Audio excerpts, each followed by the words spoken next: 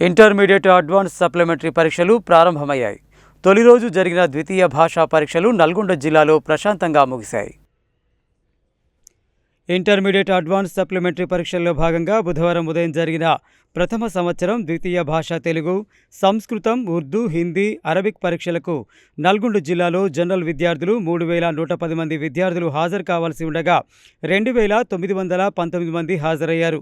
191 మంది విద్యార్థులు పరీక్షలకు గైర్ హాజరయ్యారు. వొకేషనల్ విద్యార్థులు 284 మంది హాజరు కావాల్సి ఉండగా 259 మంది హాజరయ్యారు. 25 మంది గైర్ హాజరయ్యారు. అలాగే మధ్యాహ్నం జరిగిన ద్వితీయ సంవత్సరం ద్వితీయ భాష తెలుగు, సంస్కృతం, ఉర్దూ, హిందీ, అరబిక్ పరీక్షలకు జనరల్ విద్యార్థులు 937 మంది హాజరు కావాల్సి ఉండగా 864 మంది హాజరయ్యారు. 73 మంది గైర్ హాజరయ్యారు.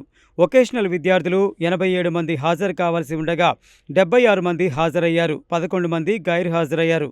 మొత్తంగా బుధవారం జరిగిన ప్రథమ, ద్వితీయ సంవత్సరం ద్వితీయ భాషా పరీక్షలు నల్గొండ జిల్లాలో ప్రశాంతంగా ముగిశాయి.